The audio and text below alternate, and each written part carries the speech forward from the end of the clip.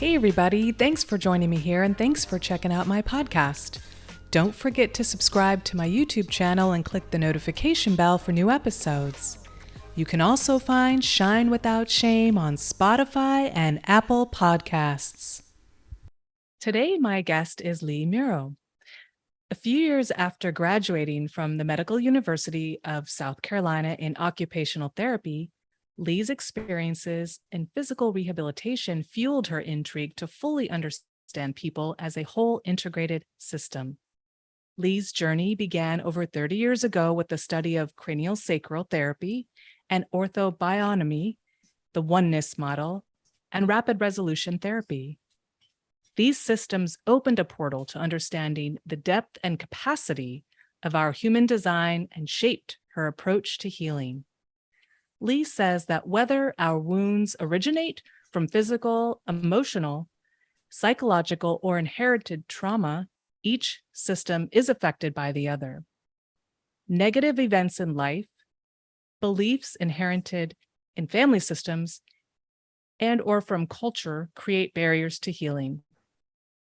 Her postgraduate studies in these sciences enable her to work in a cohesive way, clearing what no longer serves us and galvanizing our individual intrinsic abilities and strengths toward enduring change. For over 20 years, Leigh has been immersed in the support of families, from pregnancy and postpartum to providing newborn and infant care, childhood, adolescent, adult to parental coaching. This web thrives when all members thrive, and let's be real, life is full of ongoing tests and challenges. Leigh, thank you for joining me today. Oh, Tiffany, thank you. It's a real pleasure to be with you. Thank you. I feel the same way, and I'll share with the audience that you and I have been a part of a women's group. At least that's how I knew about you in the last couple of years, but we hadn't officially met until recently in person. Yeah. And it was a real treat for me to connect with you. Very quickly, we got down to real talk about healing and energy work and connecting to our purpose and all of that really beautiful stuff that is not just stuff, it's kind of what we're made of. Yes. And I think for you and I, while we walk, a little bit different paths in terms of our calling, it's still all within the realm of healing. And it's really an honor to chat with a fellow healer. So I thought I would just ask if you could share a little bit more about the work you're doing in your own words.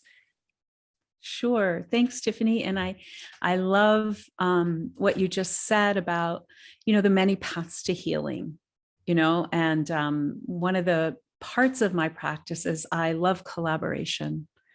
I love the freedom as a practitioner to know what I know and to provide what I know.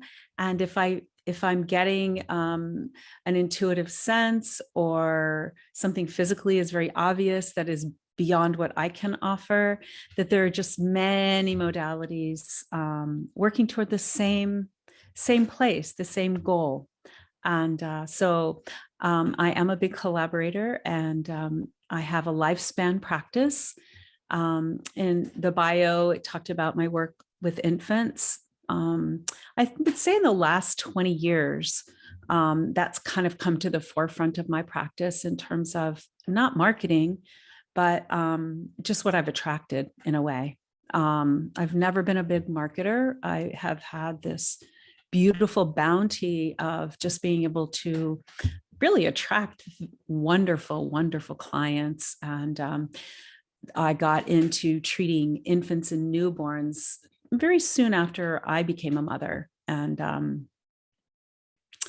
that just opened up a world of possibility and a real need, the awareness of a real need for that kind of support in those early months, early weeks, for both mom and baby. Mm-hmm. Thank you. I find that interesting, the part about the need for infants to do this work with you. Right. And some people may think, but what do they need? They're just so young and innocent and they haven't experienced anything in life. Like, I'd be curious to know why it seems to be such a need.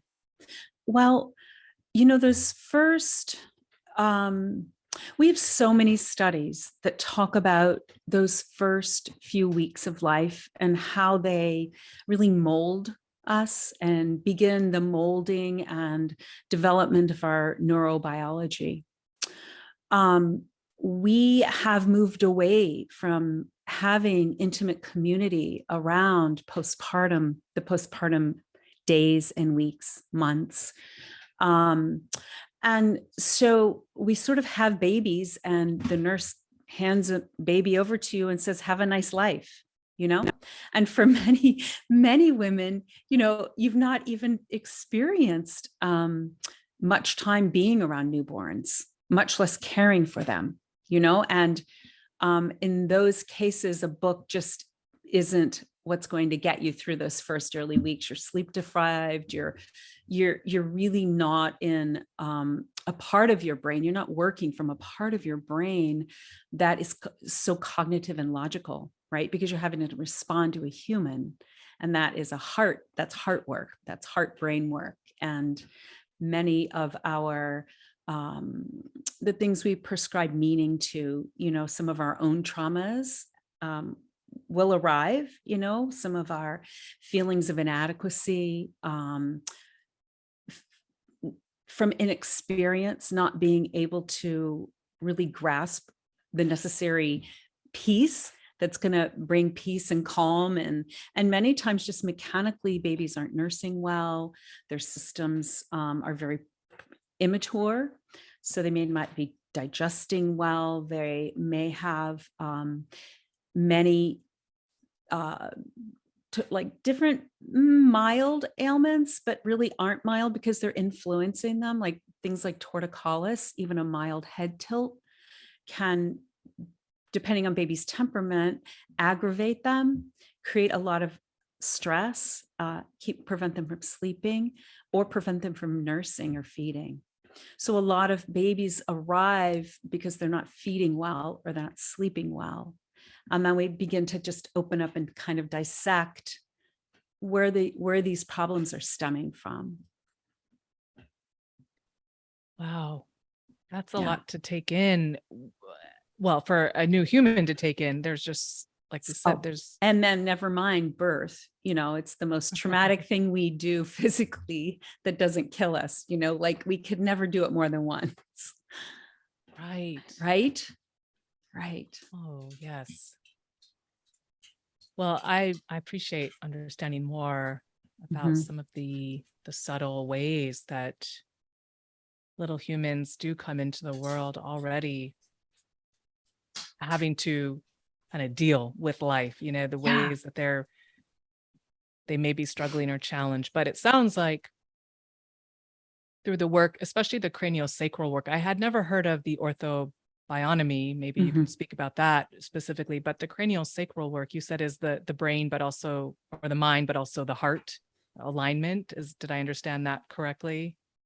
Well, craniosacral therapy really addresses an entire system. I think the piece that I was speaking of is, for moms trying to figure out what's going on. It's not a logical, you're not going to be your best trying to read a paragraph and apply it to your baby, because your hormones and your cortisol is really overridden by this new condition that you find yourself, You're more in your heart brain, trying to figure things out, and logic doesn't always win during these weeks. Okay. Thank you for clarifying that. Yes. I really appreciate that wisdom and that insight.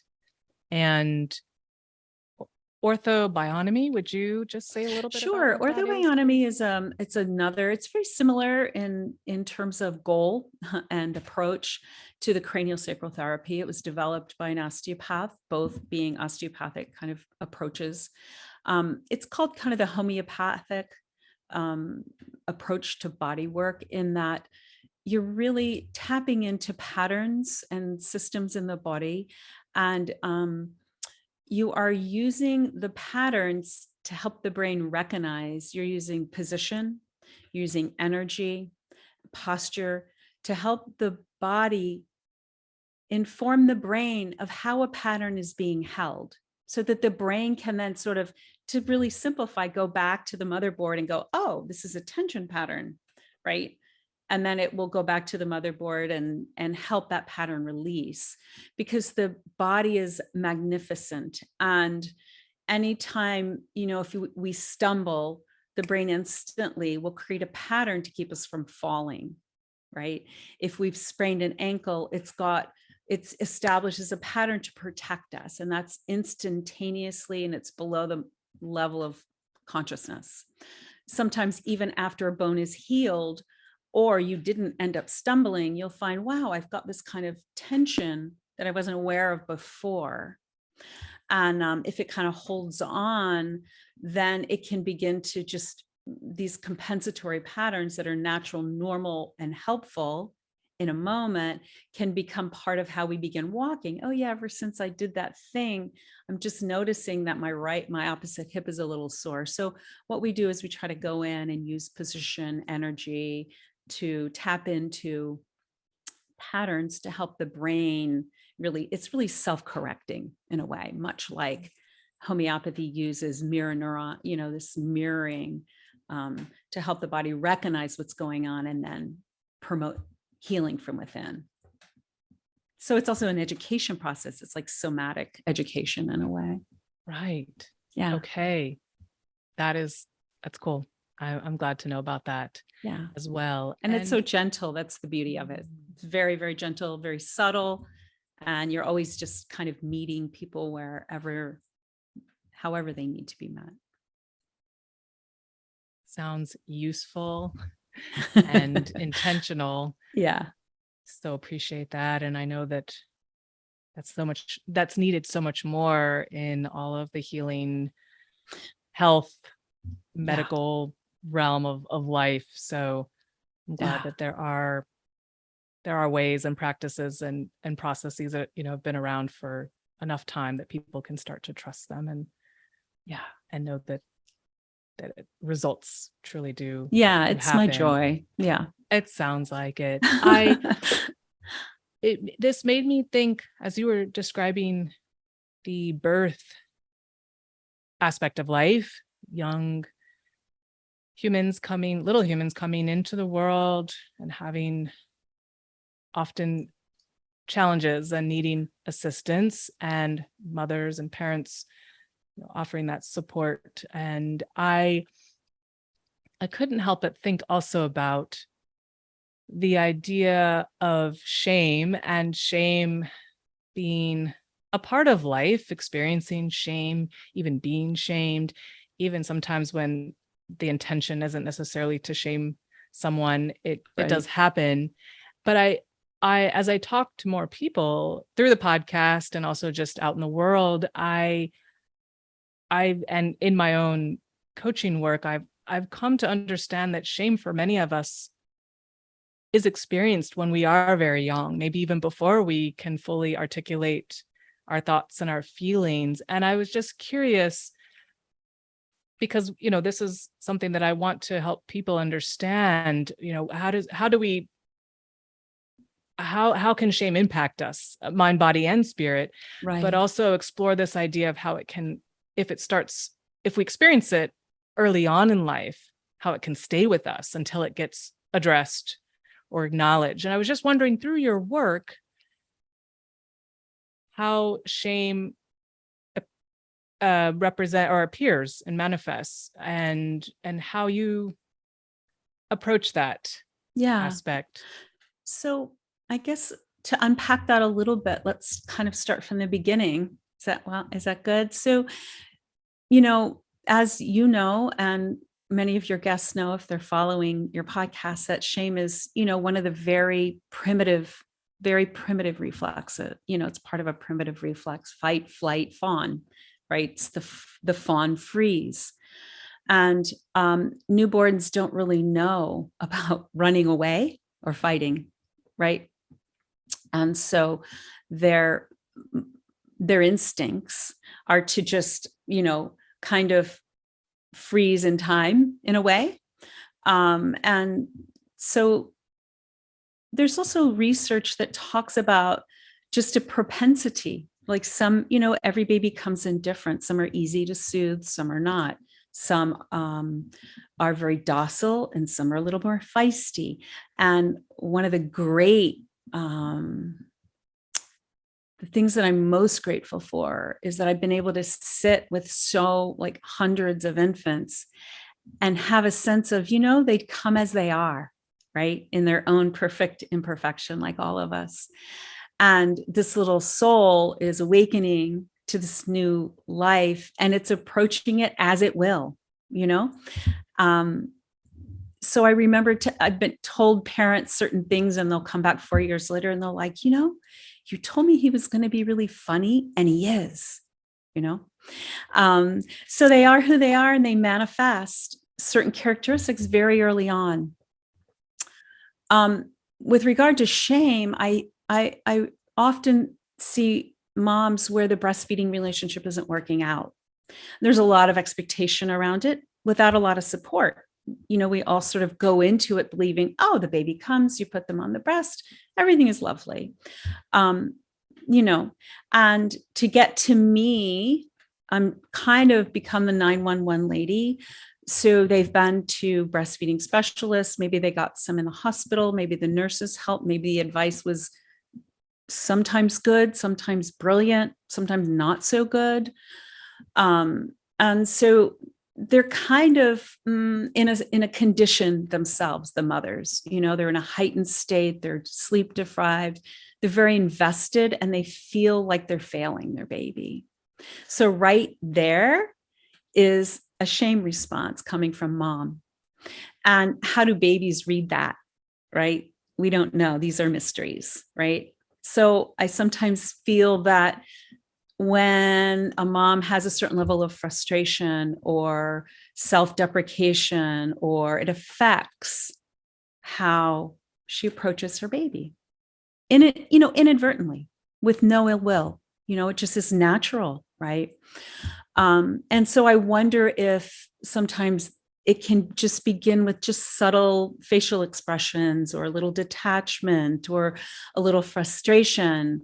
And as you know, children take in a face where mom can be thinking about something completely different, and they internalize it as something wrong with them. So there's just so many times in life where miscommunication is just right there. And then kids are internalizing things that have nothing to do with them. And, in healing work, you'll go, yeah, you'll have these stories that come up. And as you have them replay them from memory, it's like, oh yeah, I get that wasn't about me. Right. And so we begin to assign meaning where things don't necessarily have meaning. They're just things in life. Maybe she didn't have garlic for the recipe. You know what I mean? Mm-hmm. So in terms of shame, I think that primary relationship, those first early months, are really important to just get all these kinks worked out. And so I think it can really start so very young and so unintentional, just out of pure love to want to have this thing happen for both her and baby, mom and baby. Sometimes moms don't have enough milk. They feel very ashamed about that. Sometimes from trauma, they just can't nurse, and they have a lot of guilt because of the cultural expectation around breastfeeding. So I think that these can begin very early on, Yes, and I appreciate the way you responded to my question, the unpacking, but also that you brought in the mother and the child to illustrate what I was wanting to explore, because I hadn't thought about the mother necessarily. If we're talking about an infant, of course, whoever they're interacting with is going to help shape them, but I just hadn't realized how much of a symbiotic connection there is. It's referred to kind of in literature as a dyad, which, we have a mom and a baby, but in that center, right? If you did like a little Venn diagram, there's that overlap that creates an inseparability to them. And, for many weeks, the baby doesn't know itself separate from the mother. Isn't that fascinating? Mhm. Right? And so all the facial expressions, all the skin to skin are informing the baby about who they are and about how safe they are. So they have this amazing capacity to read the parents' faces, in particular, the parents' faces. And so fret is there. If you're not sleeping, they're up all night, and things aren't going well. And mother's perceiving her own, maybe her feeling her own shame, maybe avoiding, maybe hiding. Baby picks up on all of that, right? Also. Right, right. So if we were to move forward a little bit on the timeline of human development and think about a person who is older, who has socializing skills, developed and is able to communicate verbally or even sign language or in some way is able to express their thoughts and feelings. Mm-hmm. When you think about, or when you are doing your work, is it that shame becomes, if you're coming across someone who is holding on to shame in whatever way, is it that as they're a little older, it's more complicated? It could be more complex in terms of you and the body work you're doing with them. I'm just curious to explore. Yeah, I just, I think the most important maybe or distinctive part of shame emotion, the neurobiology of it, is that it is very self-focused, right? I'm sure you've talked about guilt and shame on other things. Like guilt is outwardly focused toward a behavior, but shame is internally focused, right? And it can manifest in beneath many layers. So someone may come in with maybe a lot of anxiety and a lot of tension and can't breathe. Maybe someone's very depressed and instead of being hyper aroused, maybe they're hypo aroused. And sometimes it's layered. Very few people come in and say, I'm in a shame storm. I'm feeling terrible. I think I'm a loser. And that's just never part of an interview process, as we're sort of sitting down and kind of talking, what's going on. So I love that, though. I love that I get to put somebody on my table and just begin the process of unfolding how it's been, what's been going on. And I've also studied trauma work, rapid resolution therapy. And so we begin to look at what a person has assigned meaning to, right? So then we can begin to clear in the more primitive part of mind, emotions that have assigned meaning and maybe manifesting in the body, right? So we get to kind of clear as we work through some of the ways the body may be holding it, those emotions physically. So in terms of shame, a lot of times you may see, sort of what we all know to be shame, like a downward head, rounded shoulders. I often, watching my own daughters and many of their friends as they begin to develop breasts, you'll see these girls that were just, great posture, sitting down, on the floor, playing, watching a show, whatever. And then you start to see them round, right? And no one's told them anything.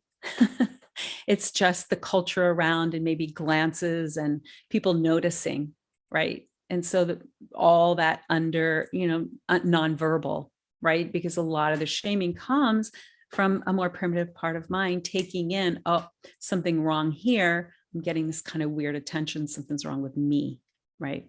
So you start to see them begin to round, and that can carry over into adulthood with both men and women. Also, a lot of diaphragmatic tension from not breathing, right? Holding tension around the kidneys, the cortisol, the excess cortisol, because it is a stress response neurobiologically. We get a lot of cortisol, adrenaline. So I have a lot of women in particular I tend to attract. Some brave dads and husbands come from time to time. I have a few in my practice currently. But this whole thing around breathing and freeing up, like in a cranial-sacral perspective, these diaphragms, where there are these deep levels of fascia that hold tension, right? In different parts, kind of our chronic areas, our headaches, our computer shoulders, if you will, all up in here, also from being rounded, the mid-thoracic diaphragm around breath, and the pelvic floor diaphragm around low back pain, and other things. So in terms of shame, I'm often looking at diaphragm. How's it affecting the organs? Layers of shame can also be manifest in aggressive behavior and anger also. Like it can come out as someone that wants to hide, or someone that is overly aggressive or very triggery, right? They go right into anger and or a more aggressive stance. So a lot of times when I'm working with the body, if you want me to move forward, I don't know if you had a question, but I'm often, when I'm in a pattern that's very difficult to, mostly the body, when you find that pattern, when you track that pattern and hold it, the body releases it. When I feel like this kind of stuckness, then we tend to go a little bit deeper, and I'll hold an area and then begin some questioning, like as I'm holding this area, are there colors that come up, or any memory or story that manifests? And so then from those places, we can get a little deeper and see if there is more emotion being held, and the nature and source of it. Yeah.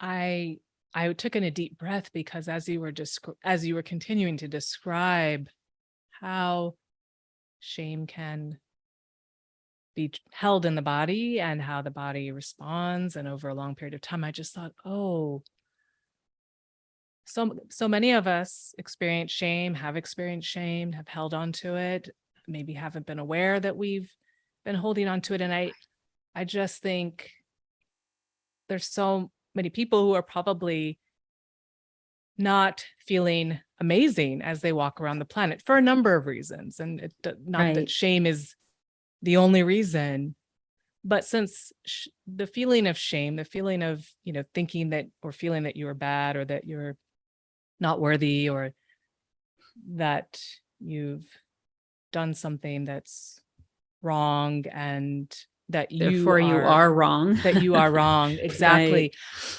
That's something that, even if you haven't been holding on to that belief, or it hasn't been manifesting in you for years, you can experience that so easily just in the moment, going to the grocery store, whatever it may be in daily life. And I just think, oh, wow. But for many of us, I'm sure there's a lot that, as you just described, very deep feelings that are attached to ailments or just imbalances in our body. And I think, oh, wow, that people really need as much support and love and acceptance without judgment as possible in general in life, but also to try to work through the trauma and these beliefs that we hold, sometimes very silently, and sometimes even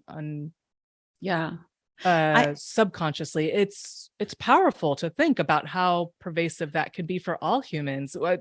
Earth is a challenging place. No one can stay perfectly balanced forever and every moment. So I was appreciating, but also thinking, oh, wow, this is real. This is affecting probably any and every person at some point in their lives. Absolutely. I think we move in and out of it. I think we can go through great periods of where we're feeling really fantastic and supported. And but when we have a pattern that is kind of laid down and been influenced, maybe we have a propensity for it even inherently, right? Because all cultures are coming out of survival. So that inherently indicates that we are all coming from a certain degree of trauma, but also from light too, not to be, super negative about who we are. I don't feel that way at all. I feel nothing but hope and possibility, with each person that crosses my door, into my practice. But it's deep. These things are deep, and they're not coming from a conscious place. It's all coming from a part of our brain that's below the level of our consciousness. It's driving our behavior. We've assigned some sort of meaning in terms of shame about our own self-worth, right? And we can have physical responses to that, right? It influences our posture. We can be sweating from stress. We can be flushed. We can want to crawl in a hole, right? And our body posture can indicate that by trying to get as small as possible. So, yeah. And of course, to me, this speaks to a larger context, say, even outside of official healing work, and speaks to the kind of communities, the kind of community building and society building work that we have ahead of us and we're in the process of currently, but I think in terms of that collective consciousness, starting to understand how important it is that we all feel that we belong here with our differences. I have no problem with differences and differences of thought and opinion and so on, and culture and so on and so forth. But this just to me speaks to and underlines how important it is to create communities and a society where we can all feel like, okay, I feel welcome here. I feel like I belong. Yeah. And I don't feel like I have to be in survival every time I, walk outside the door or every time I'm in my home and interacting with those who I live with. It's really, I think of it as like a culture, but really it's about creating a new reality in a Right. sense where we all can participate, we all can make our contributions, but where love and compassion and acceptance is just the fabric of our environments, wherever that environment is in existence. So, and the fact that while that sounds, I think, so lofty to many people, or that sounds great, but not everyone's going to get on board with that. Or, there I'm sure are a lot of reasons to doubt that could ever be possible. But I think that we are starting to recognize, and especially the last 2 or 3 years here on Earth, we've recognized that we are connected. We're absolutely, without doubt, linked to one to another, and what we do affects others and vice versa. So my mind always thinks macro and micro within most conversations. So I really just wanted to say I appreciated you illustrating, this idea of coming, culturally out of a sort of survival mode, but wanting to be hopeful about a more of a collective, unified way of relating to each other, which will no doubt influence shame. And I've said here before, I make the distinction. I think that shame can be a tool, especially for very egregious, really awful behavior. I think that sometimes, and I know some therapists don't agree with shame at all being a positive thing, but I can see how it is a faculty, it is a part of our design to recognize when our behavior has not been appropriate or hasn't been in line with something that's maybe more noble or higher minded. But essentially what I promote here on the podcast is that day-to-day shame that sometimes just as you beautifully, we're articulating and describing, can just stay with us. And it affects our beliefs, it affects our physiology, our biology. And that's what I really want to help people recognize, that kind of shame. And again, I'm promoting that kind of shame we don't need to hold on to. And of course, that then suggests all kinds of work that is involved in rooting shame out of our lives. And you're describing, work that is focused on the body and the mind, and I imagine the spirit as well. But I that's what I really want people to recognize for themselves, is that if they are feeling shameful, or if they have over the many years, you don't need that. But then what are the tools, what are the steps, to move forward? So I think in a lot of the research around shame, one of the things that speak to what you're talking about in terms of social evolution, right? It's really an evolvement socially, these steps that you're talking about, moving toward, where there's just love and compassion, and sometimes when people come to us, friends, family, and they're like, I'm sorry. I know I came from the deep South. I wasn't raised in the deep South, but I have like all of my family for generations. I find it often to be very shame-based in terms of the expectations of how you behave, right? There are a lot of expectations on cultural norms about how do you behave. And it's well beyond whether you're chaste in your dress or, you know what I mean? Like your own self-expression can be a threat, right? Even if it's just your self-expression, it's not grotesque or against any moral code or whatever. It's not a threat to society, but there is a way of doing things. And, that was part of my journey out of it, is not being really that at all. And how to, it took me some work and some time through the years to really kind of see, oh, wow, I'm not that, but I am this, to come from what I wasn't and learn to come from what I am, right? And inherently in that. But anyway, I sort of got on a tangent with that, but we apologize a lot in the South. I'm sorry. Oh, this happened. Oh, I'm so sorry.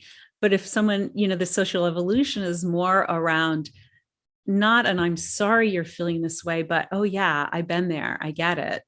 And shining light, in the research shows that really begins to,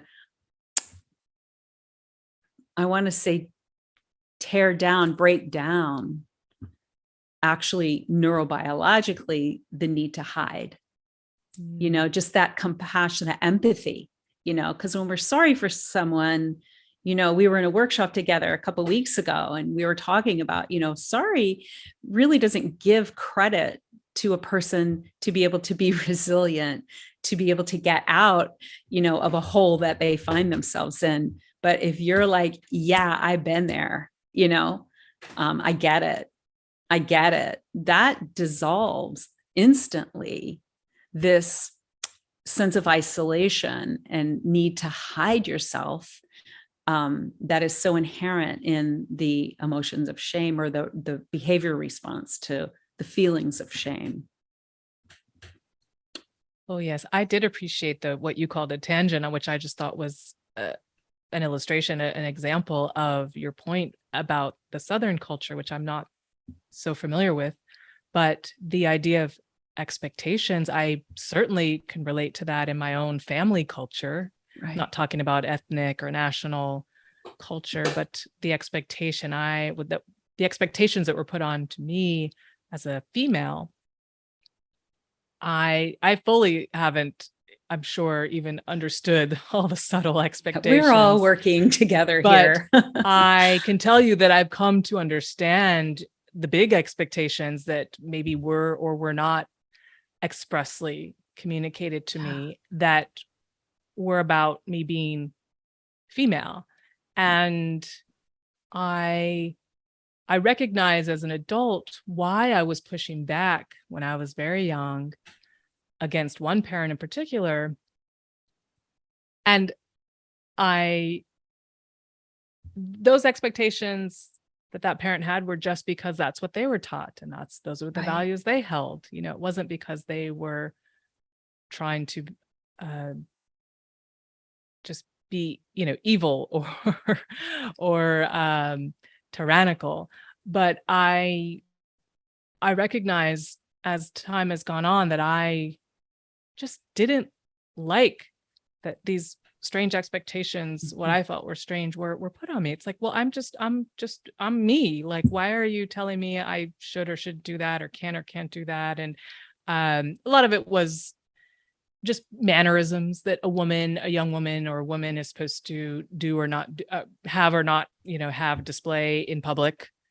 Subtle things, but I just would think, what's wrong with me putting my lipstick on at the dinner table when we're out at a restaurant? Come on. Like, the queen does it. Well, there you go. So I wish I would have had that example ready.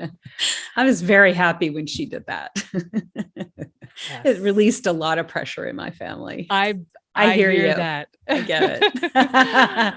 I hear that. And, I was, what I thought was rebellious in terms of my response to these demands or these requests of me. I have later learned, oh no, I wasn't being rebellious. I'm sure I was rebellious at times when I was younger. I'm not saying I never was, but in terms of where my response to my desire to say no, or why, that, I recognize it was just purely because I thought, but that doesn't even make any sense to me. Why this is an expectation. And one thing that drove this parent crazy was when a bra strap slipped, maybe. I was maybe wearing a dress or a sleeveless something, and I would put the bra strap back. Seems reasonable to me. That parent just couldn't take it. You don't do that in public. These are things, again, they're small, but they did certainly make me self-conscious and make me think, oh, well, if I do this, I'm not being appropriate, but I also recognize that I had a response, even internally, physiologically to these demands. And I would think, no, or why, why are you trying to control me? And so I appreciate, hearing you talk about some of your cultural experiences and the expectations, because I think they are so subtle, and the messaging is powerful, especially when you're young. And I wonder what the antidote, that's the word, the antidote is to, as even for young people, to get conscious before it starts to grab a hold of all kinds of things going on internally and mess with the cortisol, release and all that. I think it really, in my mind, has to do with knowing who you are, knowing what you are, why you're here, which has to do with education. And I know that you mentioned a little bit of that earlier, when you started to operate from knowing, okay, I came from that, but I'm this. That is a journey to get to that place of awareness and acceptance. But it seems so important. And why not focus on that with children? Why do we need to, I just think we don't all have to have the journey of getting to that place later in life. Totally respectable, totally appropriate and acceptable if that is the journey. I'm not dismissing or denying anyone's process, but gosh, it just seems, but can isn't we get that a hold evolution of this early on? Yeah. Yes. But isn't that evolution? It is. Right. I love that. That poem that Sweet Honey in the Rock did by Khalil Gibran, right? Where your children are not your children, right? I'm not super familiar with it, but I do but know they're about it. sons and daughters of life longing for itself. right? And there's another poem that he writes about how generations, children sit on your shoulders. So at any time my girls would say, or my son would say, oh, mom, you're such a good mom. I'm like, you're going to be better, and allowing this expectation for evolvement in your own family. Right. And so, I did what I think was my best. As I look back, I mean, my kids are great and adults and all the things. And you look back and you go, well, I could have done that different. I could have done that different, but this is based on knowledge that I have now. And I think that's just wisdom. But absolutely, we need to be thinking about how we talk to children, how we educate them about who we really are, and that inherent nobility, because in a lot of religious traditions, the belief is that we were born flawed. While that is not untrue, that is inherent in our part of who we are, right? Where nobody's perfect. It's not the design. The design isn't to be perfect. The design is to come into the gifts, the gems, the nobility that is inherent in every birth, right? There's a great little meditation or just a little mantra that I used to do when I was working on some shame that had come up. And I'm a hider, I want to crawl in a hole. When that comes up for me, that's my response.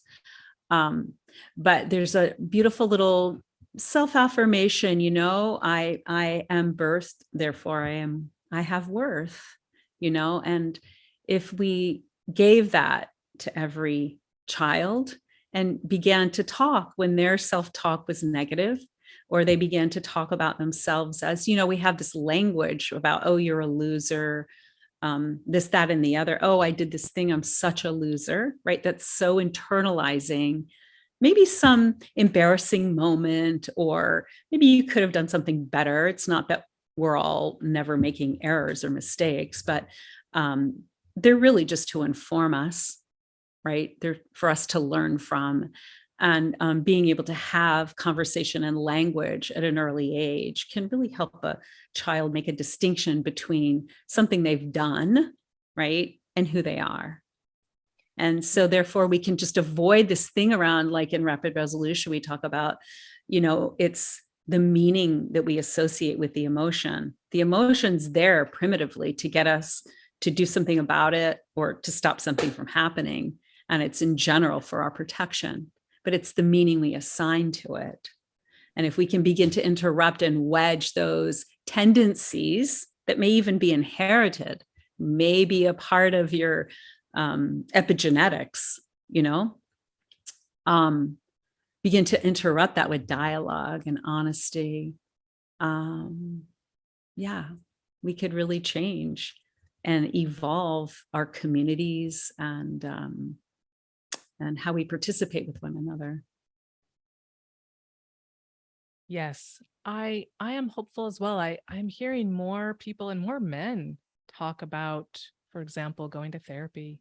Yeah. And in some communities where that was always a no-no, why are you going to therapy? You can't, that's weird. We don't do that. Like, why are you doing that? Yeah.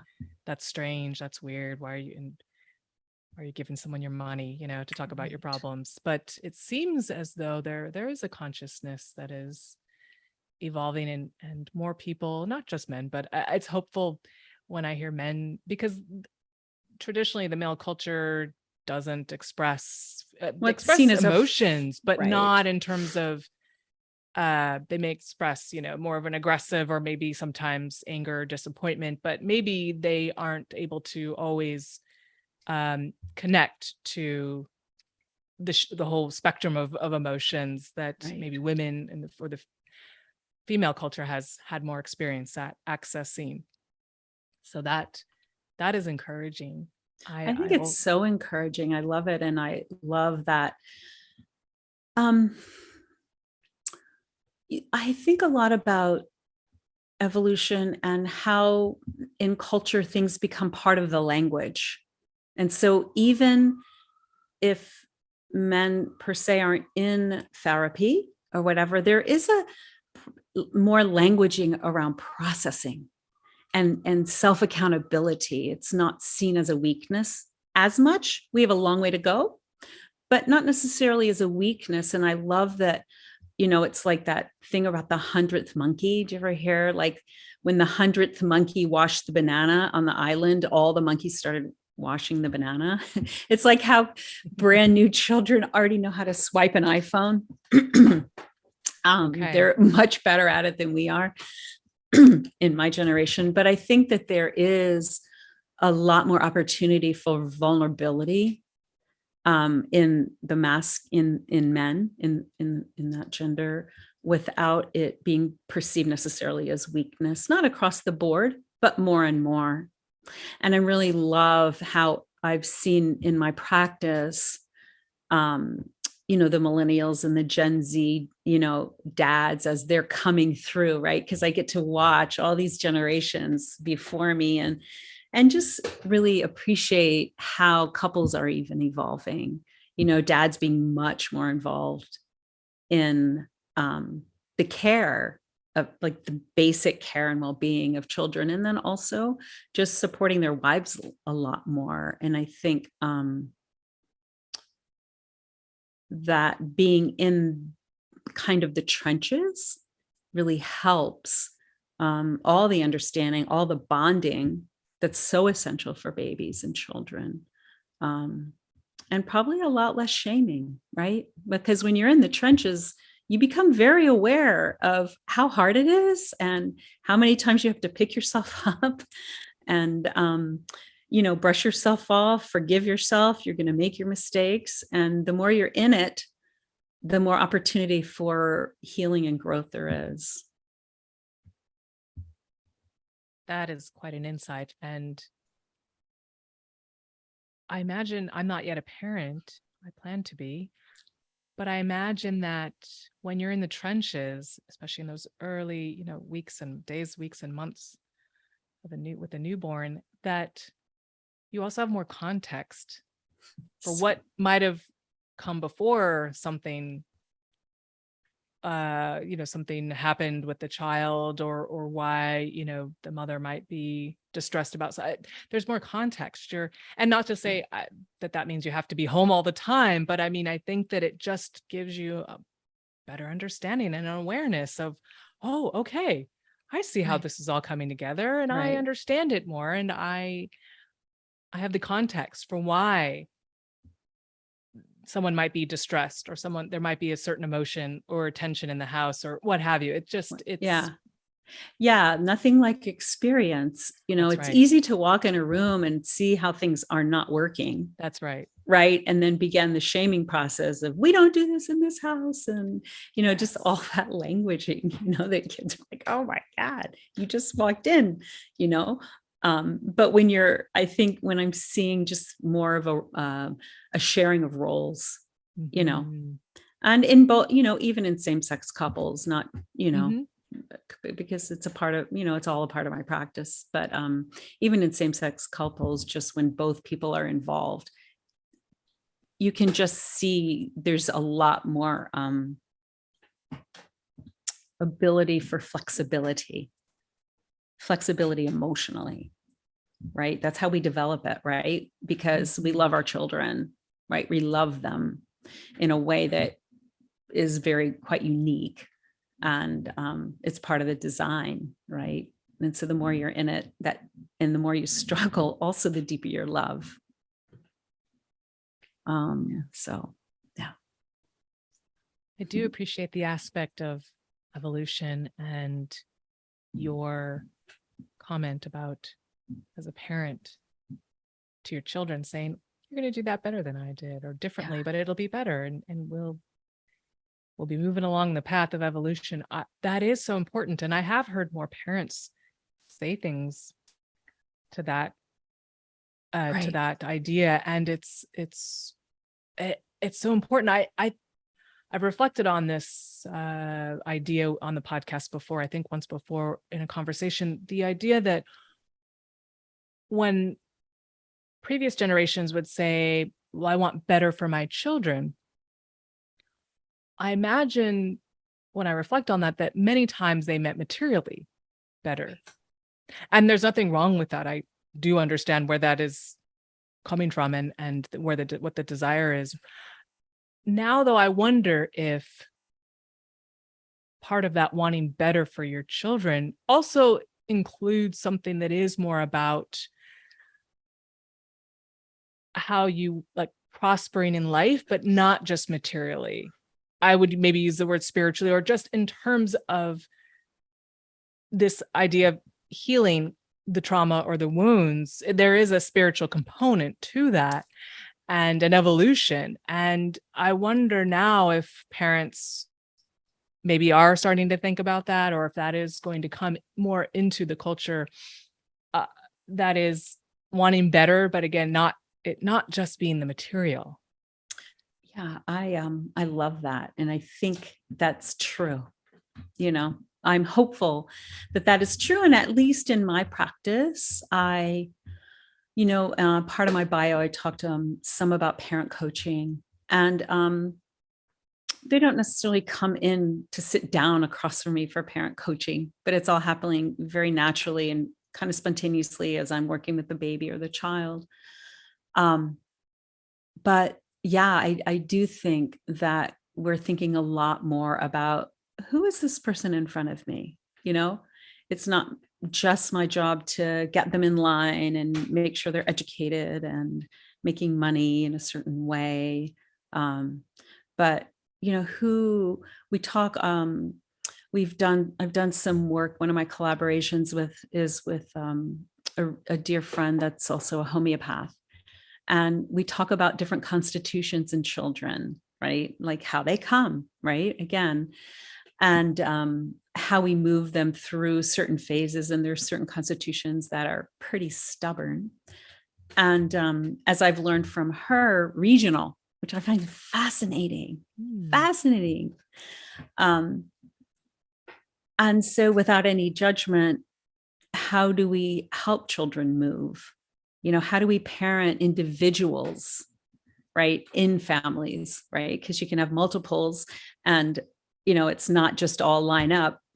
You get this one is good. What's good for one is good for all is just not ideal. And so I do think parents are thinking more specifically about this child, this child, this child, and maybe they did before, but it just wasn't spoken about or collaborated about. I remember there was a family we were close to when I was young, 3 girls, and one was the baby was a little bit of a rebel, and I remember my mother and everybody referring to her as the bad seed. And that's interesting language. She's great. She's a lovely human being now. I recently, within the past few years, came back in touch with her, and our paths crossed again. And but that is something that was real and talked about. Maybe there was individuation, but maybe it's just talked about more, maybe more supported. Maybe people are, I don't always see every sibling in every family. Sometimes a parent has a certain concern about one, and we try to get to the bottom of some of the behaviors and how that tension in the body may even be eliciting a behavior, which is really interesting in children because they're so in touch with their emotion. They're more reactive, right? They have less regulation, less capacity for regulation of behavior. So sometimes just getting them in, getting that parasympathetic system calm, breathing, that takes them out of that fight or flight fawn response. Maybe they need to cry a little bit as we open things up. And yeah. And that also speaks to that broader idea of evolution again. I can remember I grew up in a small family, and I recall that I ended up staying with one of my classmates in kindergarten and her family when my parents were out of town for a few days. And 8 children, the 2 parents, and then me as the guest. I was amazed and perplexed at times. I just was in awe of this large family, and I loved it because our family was quite small. But what I noticed is, the factions, that there's enough children that they would form factions, and I would hang out because I was just a visitor, and because I'm also just very flexible, I would hang out with all the factions and just find out what was going on. But when one child or 2 children had a cough, the medicine was doled out, everyone lined up, including me. I wasn't sick, but I got that. It was that liquid, I call it the liquid bubble gum, that pink. Yes. Yeah. I forget the name of the drug, but it tasted good to me. I lined up and I was like, oh, okay, I'll get the medicine too. Everyone lined up. It was so interesting to experience that kind of environment. And it was really about, we just want to make sure everyone's fed. Like you said, make sure everyone has the basics met. And we can't necessarily give each child individual attention. I wasn't there all the time, so of course I don't know the ins and outs daily, but I got the sense that you're kind of on your own, unless you were very helpless and young, you were on your own or with your faction. But and this was many years ago, decades ago. So that is an example of what it might have been like for, even if it wasn't 8 children, but for a larger family. And I think that that is maybe more survival, I mean, there was love there. It's not to say that wasn't a part of it, but there was definitely a lot of survival. Now that I understand what survival mode is and the instincts, I was like, oh yeah, there was a lot of survival there. Yeah. That's not a judgment. That was just their reality, given the circumstances. But you're right. I now witness a lot of families, and it's true. There is this, at least in the States, I haven't lived outside of the States, but there seems to be this consciousness that is a new consciousness of, okay, we're going to try to give this child a little bit more. And some parents can't give as much as maybe others can in terms of actual time and attention, but there is still this awareness that this is somehow beneficial. Right. This is beneficial. And if we think about extending it outside the family into community and that kind of support within the community, right? Like if your child is struggling, instead of, sitting in a corner or sitting in the hall, perhaps there's more of a consultative way of seeing how we can get to some of the bottom, the bottom of his or her behavior, or,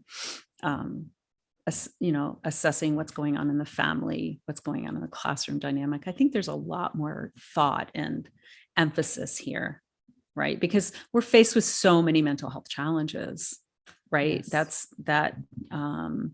I can remember many years ago, my youngest is now 24, and our school system worked on the Princeton system.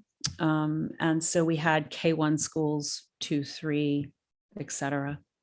And they had half day for half the class, 2 days, 3 days a week, 2 days, half the class stayed full day. So it was a little difficult with the schedule, but really, really lovely, because kindergartners got to, be home if there were parents home. If not, they could have an extended day or whatever. But I remember sitting with a pediatrician when they were going to full 5-day. And she said, I've never had to deal with so much anxiety and depression in 3rd graders. And this was many years ago. This was probably 18 years ago.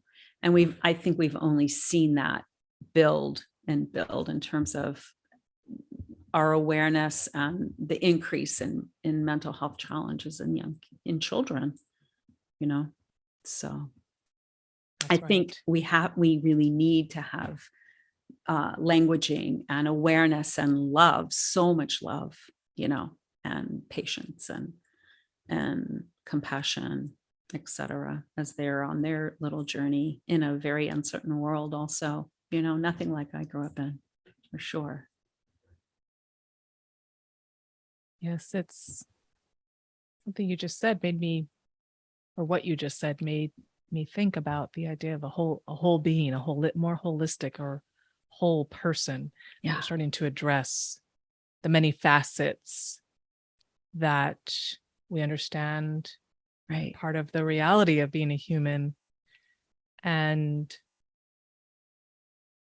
that seems And I important. think, the tendency to shame around what isn't working or the way a child is, right? They take on that also, right? They take that on very deeply and very seriously and make it a part of how they see themselves. And so just continuing to open up these dialogues, I think, is really, really important as we evolve socially and become more aware of how community influences.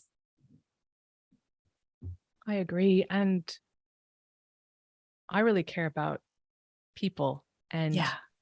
families and community. I want us all to feel good about walking this earth. There are going to be tests and challenges, that's inevitable, but to know that we can be resilient and that we are designed to be resilient and not just survive, but we really can thrive. We have inherently the abilities, the capabilities, but also we now more than ever have more and more tools, and that will continue to evolve. And I wonder for people maybe who, aren't open or just haven't been maybe willing to even kind of take the time to think about these other ways, whether they're a parent or not, just these other ways of considering creating support um, and focusing on love and opening up to the many ways a person and a child but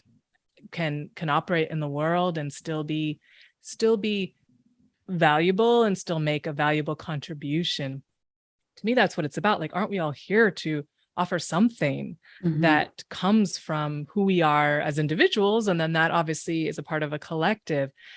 Well, if you believe that's true, then we do all have, going back to what you said, I think toward the beginning, we were born, so that's our permission. We do have. I know, right? That's enough. And if you're faith-based, then that then you operate from the principle of this divine love, right? That's true through all religious traditions, right? This unknowable essence that's all love, right? So That's right. then there's that, right? That memory of that, and what more permission, right? Do we need, right? Absolutely. And also there's honor in knowing what maybe you want to do for yourself, what's best for you, what's best for your family, what's best for your neighborhood.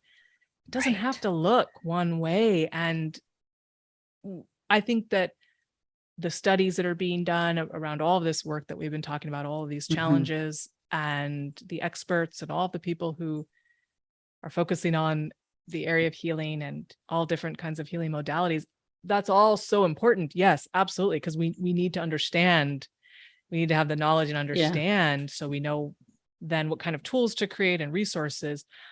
And then I think, but the real power for people is then taking that information and those tools and resources and then applying it to your life.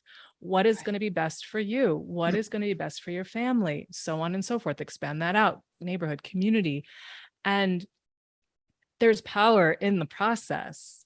Right. And I think that's something that I just don't want people to ever forget. There's so many, it's about creativity. There's so many different ways to approach these problems. It's really about creativity, isn't it? I love that you said that. It's really about creativity. And I think, I know I've gone through, periods of time being stuck around in my own creativity of just being like, well, here's my path and this is what, this is what I'm doing and all of that. But as anytime I kind of slough that and allow that creativity to open, oh man, it is so much fun to be in my practice and, not have a desired outcome in my mind, but rather to be kind of, I don't want to be too airy-fairy about it, but really be in the flow or have a presence with what unfolds instead of a desired outcome from the onset of a session, right? And that's requires a little creativity and openness. And I love that you said that, you brought that word in, because it's a part of all of us. I mean, I can't draw that, but that doesn't mean I'm not creative, right? How That's we right. limit our views, right, of what success is, what, I think it's so great that if you are fortunate enough to be in a family that allows you to explore that, or to be in a with a group of friends, or in a culture or a work environment that allows that, to me is one of the really amazing stepping stones toward true success, right? Because then everyone's bringing talents, their own, right? And not mimicking or feeling less than if they're not, as much as so-and-so in this arena, but maybe you're more than that in another arena, and just allowing for all of that diversity, Oh, yes. That quality is fresh on my mind, because last week I recorded a podcast conversation and I brought it up then.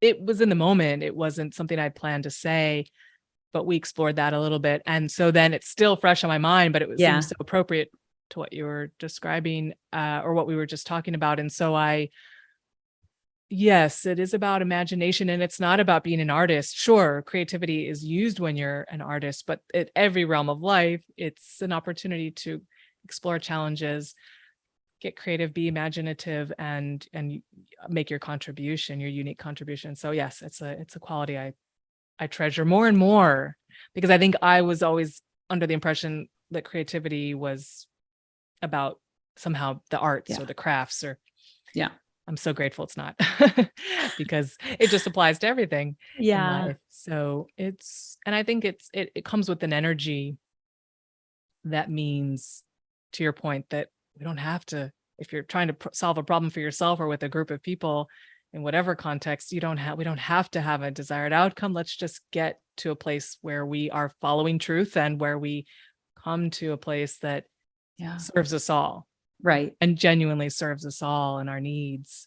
And I think that's something I notice in the world, is that just getting their needs met. I think that's how I would articulate it when I was in the beginning, kind of responding to your illustration, your examples of how the body holds on to shame, and how that can be, very complicated and deep and complex. And it just thought, I just want people to get their needs met. That's really the language I use. How can we all get our needs met? How can we all thrive? So I know we've talked about some ideas, and there's some resources that you've mentioned based on some of the work you do. And I just thought I would ask Leigh, is there anything that you want to say as we maybe come to a close? Any other ideas or any final insights that you want to share to keep people thinking about how they can take care of themselves on all levels?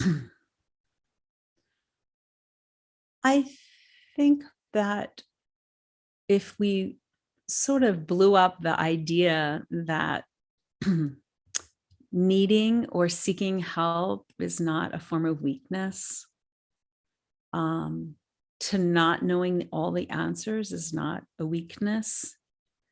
And the scariest thing for all of human beings in every sociological study is vulnerability. Mm-hmm. And we don't need a ton of people. We just need a few that we have that permission or that space to be vulnerable. It allows us to kind of seek the help we need. And therapy may not be your root, talk therapy. You may be a somatic person that understands the body. You may be someone that needs a lot of physical activity to release and to get centered and quiet. And I think calming the sympathetic nervous system, where given the day that we live and the conditions of our life, that's all just in this material existence. And when we calm our sympathetic nervous system in whatever modality we're drawn to, whatever modality, if talk therapy isn't working with you, the perception can be there's something really wrong with me, right? But maybe it's just that approach. But to have permission to continue to seek, maybe you're a sensory motor person, maybe you're, there's just so many different modalities and ways to find help, and just permission to explore that exploration so that you're free of things like shame that make you want to hide or trigger you into a more aggressive response that you then begin to question, whatever it is, right? Moving away from that helps us be more who we are. And then we're participating in a bigger way just by being that, not accomplishing more, but just a measure of who you are in terms of your expression here. I think that's really what we're talking about in terms of how we see success in this conversation. I think most healers feel that way. Yes, beautifully said. And I have not just hope for people, but I do want to be a part of helping people do the healing, or the just letting go of whatever they don't need anymore, whatever isn't really helping them feel like they're thriving, and to do that in a way that's not judgmental. The vulnerability is really at the heart of all that. And when you feel that you're being judged, which is a part of that, maybe part of what experiencing the shame that we experience is about as well. It's true. Like, I am just happy to help anyone, talk to anybody, and just let them know there's no judgment here, because none of us are perfect. Right. And your challenges are unique to you and their own combination and specificity, but we're all here doing the same, trying to release. We're all coming from cultures of trauma. There isn't one culture that isn't coming from trauma, and that's part of our evolution, right? So that's where, to me, when I talk about evolution socially and being present, and you can just be the person in the room, right, that just holds space for people to be like dorky or weird or say odd things and not have a reaction or walk away or be dismissive, right? Like, that's a very indirect way of supporting a person also, right? You may not be engaged with it, with them, but just holding space for people to say, like kind of ridiculous things in a meeting, and not put them down, because part of the evolution of shame also does perpetuate social hierarchy, right? Also, that's in a lot of the research that you read about shame. It does continue to kind of bolster up this hierarchy, which isn't so beneficial to the human spirit. No, I don't think it is. Yeah. Speaking from experience. Yeah. No, I don't think it is. So as I always do at the end of every podcast conversation, Leigh, I ask my guests, and I'll ask you now, which television show, new or old, do you recommend and why? Wow, that's such a fun question. I really like, it's not going to be a surprise, but Call the Midwife. Oh, yes. I love that show. It is all the greatness of in the feminine, and it's very empowering, right? It was based on England's first social medicine, right? Project. And it's such a beautiful way that women, and here they are in, working with very socioeconomically challenged population, and just that never comes up. It's all just about love and support and just doing your piece, right? They're just showing up for the birthing experience. And of course, there's always like little dramas around maybe some things that are happening in the home, but then there are resources for that. And it's never about judgment. And it's about really supporting a woman through one of the most incredible things that we are designed to do, which is birth. I mean, what a gift. And, just removing all the shame and all the around all of it. And it's women really helping women. And I love it. I went through a lot, like just a small thing. I think I lost 2 of my brothers last year to sudden unexpected heart attacks. And I think Call the Midwife was a big part of my grief for the first brother I lost. Just knowing, I don't know, just feeling that there can be so much love, and support. And I don't know, it was in the winter, and I think I just binge watched it for quite a long time again. And I love it. I'm not doing it currently. I'm not watching it currently, but I really love that series very much. I have not watched it. It's been in my queue on whatever Netflix or whatever channel, but I know it's one that I want to watch. It hasn't been the time, but now that I'm hearing you say this, it might be time soon, because that's a chapter that will be in my life sooner rather than later for me. So fantastic. Birthing. So I think the timing is and it's narrated so lovely, it's really sounds like comforting and peaceful. A good reminder about what we all, the kind of environments we all can create or we can be a part of when the intention is there. So I look forward to it. Thank you for sharing that. And it was also a time when mostly babies were born at home, Oh, yes. So there's that element to it too, which is another conversation. Oh, right. Well, Leigh, thank you so much for joining me today, for sharing your expertise, your heart, your insight, your experiences. They're all valuable. And I think this conversation, and I hope that it will be of inspiration and also reminder. It'll serve as a reminder for the ways we can all take care of each other and ourselves that don't require thousands upon thousands of dollars. Right. It can be as simple as intentionally creating support and creating communities. Absolutely. And it's been so great. It's such a pleasure to be with you. Thank you for making it really easy. Oh, good. That's my pleasure.